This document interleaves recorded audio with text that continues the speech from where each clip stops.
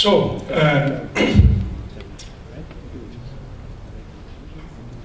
I will present you first the situation before Kigali in order to better understand the decision which was taken in October, then the Kigali Amendment and the decisions to be taken, because Kigali is not the end of the story, and then the challenges and solutions we have. So, the situation before Kigali. You must understand that we have within the United Nations program, the UNEP, two different secretariats which are working separately. One of them is in charge of climate change. It is with the Rio Convention, the Kyoto Protocol, and now the Paris Agreement. You have another one on the for the ozone layer with the Vienna Convention and the Montreal Protocol.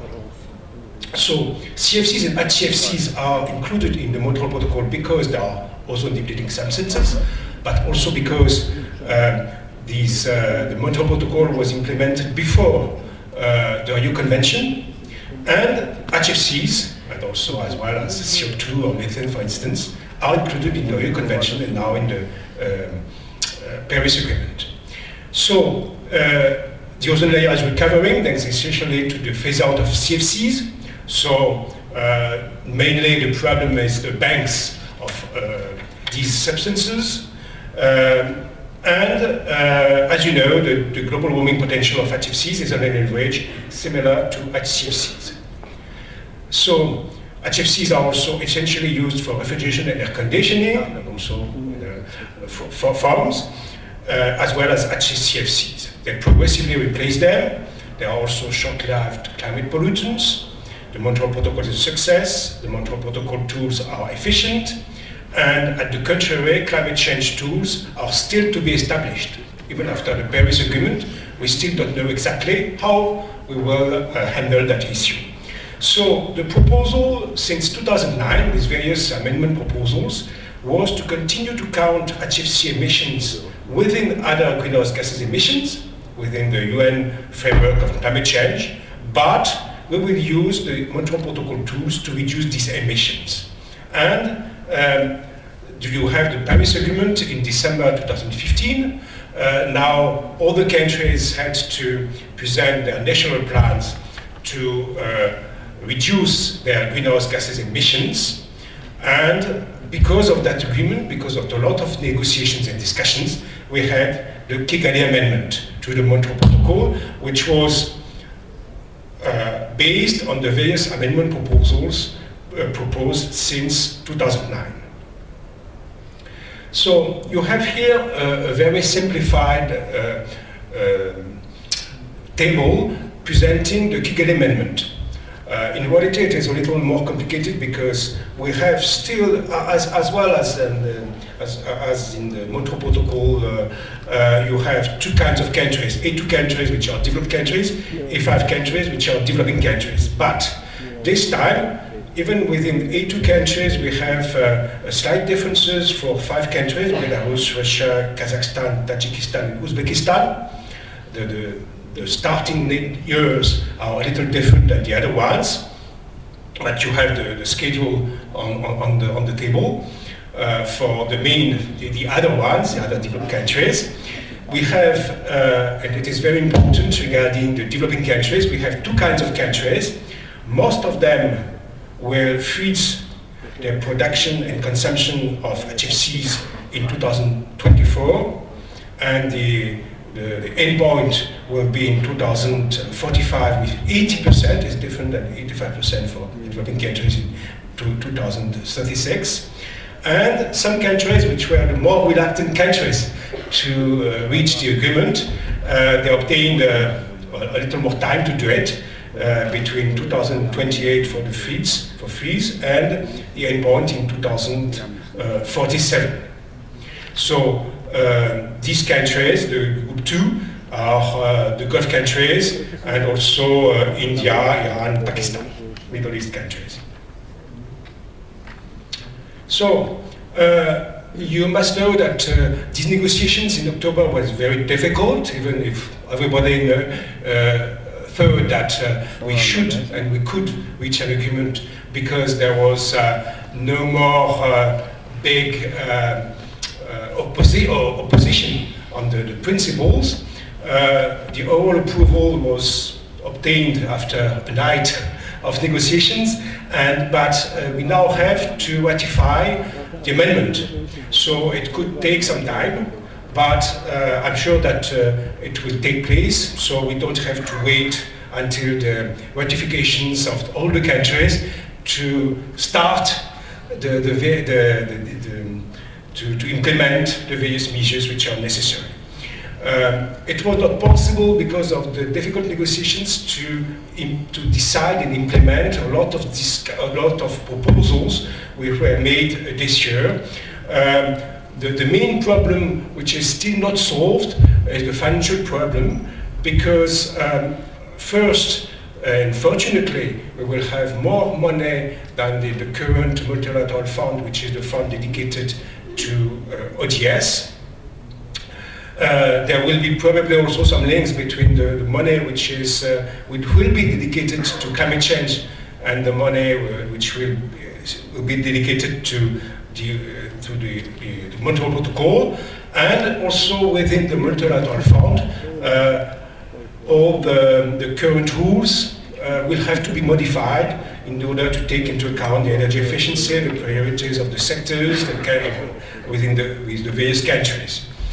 There is another issue which is not totally clear. It is the problem of stationary air conditioning in hot climates, because there was a request from especially the countries which were nominated just before, the Gulf countries especially, and some South Asian countries, to give more time to change the equipment, to change the refrigerants used in the equipment in stationary air conditioning because of the hot climates. Well, even if we have already had implemented some research and development projects, especially with the UNEP, well, there are still more difficulties in these climates for stationary air conditioning. So they obtained a 4-year delay for this particular application, and it is not very clear how that decision will be coherent with the phase-down schedule which was agreed in October. It is also very important to notice that following various side events and information we tried to deliver to the various parties, especially with the UNEP and cooperation with us, regarding the safety issues and the standards. And because most of the developing countries are not really involved in international standards organizations, the ISO, the IEC, it was decided to build a working group to have a link between the Montreal Protocol Secretariat and the ISO in order to better take into account the various issues related to the phase down of HFCs. Of course, there will be annual reports that will continue to be, there will be new reports every year on alternatives by the technical committee of the Montreal Protocol.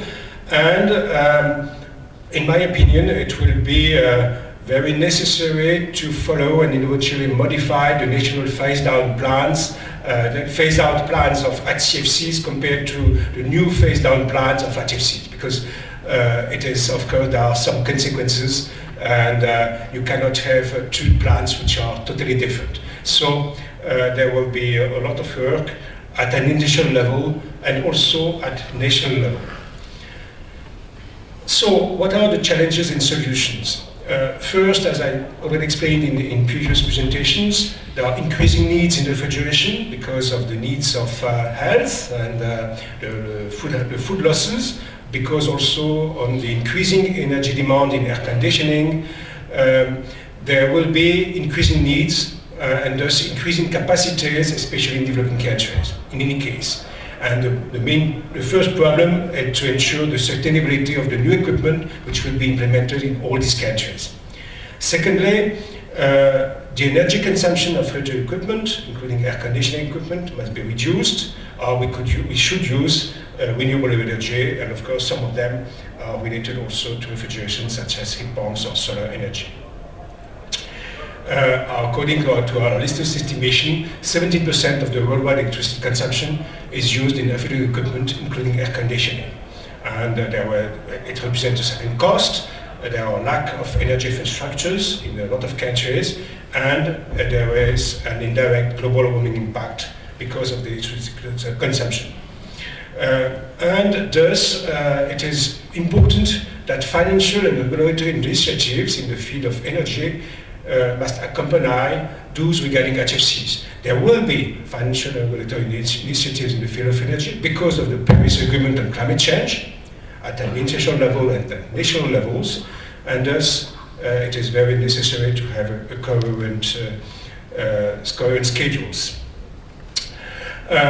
Combining HCFC phase out and HFC phase down, reducing leakage of the charge of refrigerants and replacing high GWP refrigerants by low GWP refrigerants is of course necessary, and with the distinction between old equipment and new equipment, application by application. And also another challenge, of course, I already mentioned it, safety requirement.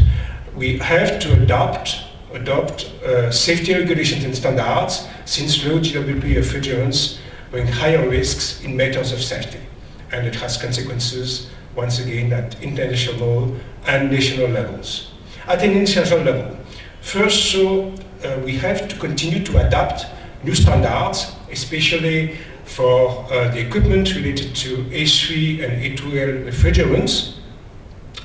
And we'll continue with the ISO and the IEC at the national level. It will be necessary to have links with the UN framework on climate change, the Secretariat in charge of climate change within the UNEP, regarding energy consumption plans, actions and forecasts, because there will be plans, energy efficiency in buildings, vehicles, factories, because of the development of renewables. We will have to coordinate our actions with the other intergovernmental organizations, in the regional associations, international associations, and companies. At national levels, we will have to adopt new regulations and standards on safety issues based on the state-of-the-art of technical solutions and international evolutions. It is very necessary and it is very urgent because it takes time. So even if you have a few years to start the fleets and then the phase down of HFCs, it is very necessary now to adopt new regulations and standards on safety issues. It is in all the buildings, for instance, building codes, things like that. And in addition, you will certainly have, because of the Paris Agreement and the national plans that each country presented for Paris, each country propose objectives regarding the energy efficiency, the energy consumption. You will have to adopt at the same time new regulations and standards on energy efficiency, and it is very important to be current with the phase out and phase down schedules of refrigerants. It is not obvious because the bodies which are in charge of that, they are different it's generally different in the various countries, even if they are sometimes in the same ministry. Of course, there will be financial incentives for investors. It is necessary to be current, and also a real need of information to companies. I'm very surprised for many years that even if people know that you will have to phase out HCFCs, then now to phase down HFCs and so on, a lot of companies don't take it into account. Perhaps because they have not the right information, or perhaps they are too sensible to various promotions of some refrigerants, of some equipment. There is a real need to inform these companies and then to understand that if they wait to do something, they will have to pay more. The cost of the refrigerants, of the old refrigerants, will be higher, and it will be more and more difficult to adapt the new systems. And of course, training and certification of technicians are very necessary, especially because of safety issues. There are works also in universities, in research organizations, research centers of international companies. There are increasing research and development on HFOs and blends. You must know that a lot of new refrigerants will appear in the market in the near future. Afterwards, probably the number will be reduced, but now there are a lot of them. We still need to exactly know the efficiency of these refrigerants, if they are short-term or long-term solution, because you have a lot of new refrigerants which are not perfect regarding even the global warming potential is very different, refrigerant by refrigerant. The neutrality of information is not always perfect. It is the reason, you must know, for instance, we are used within the IR to promote neutral refrigerants. And we will continue to do it. We organize conferences on natural refrigerant, the Gustav Lorenzen conferences. Next one will be in Valencia, in Spain in 2018. You will have also a conference in Ohrid in Macedonia on ammonia and CO2 next May. We'll continue this series of conferences. It is very necessary. But because of this lack of information, lack of neutral and scientific information on HFOs, we also decided, after a lot of discussions within our statutory bodies, to organize a new conference only dedicated to synthetic refrigerants in 2018 in the United Kingdom, in addition to also the various conferences we organize on the thermophysical properties of refrigerants and compressors and coolants and so on. Because there is a real need, and we would like to have more exchanges of scientists regarding that issue. There are increasing research and development on natural refrigerants, especially CO2 is now progressively going to the south, because transcritical CO2. Now it is, you have some implementations in Spain, in Italy, for instance, perhaps in the near future in North Africa. You have increasing also research and development on low charge and containment of refrigerants. You had a presentation by Pega this morning on ammonia, for instance. So I would like also to mention that there is no hope to have totally new solutions in the near future except in this. We are working on other technologies such as magnetic refrigeration, and we will very probably have in the market next year magnetic domestic refrigerators. There are also some experiments in supermarkets with magnetic refrigeration. There are a lot of research and development in solar refrigeration, but there is a problem of cost. And so do not wait. I mean, the solutions already exist. You won't have very new solutions you could expect. Do not wait, and start with easy applications to phase down HFCs. For instance, domestic refrigeration, small equipment in air conditioning, display cabinets. And so I would like once again to insist on the fact that scientific, objective, hands-on and updated information on the available or upcoming technologies and their potential usages and their pros and cons is crucial. And we are at your disposal for that. Thank you.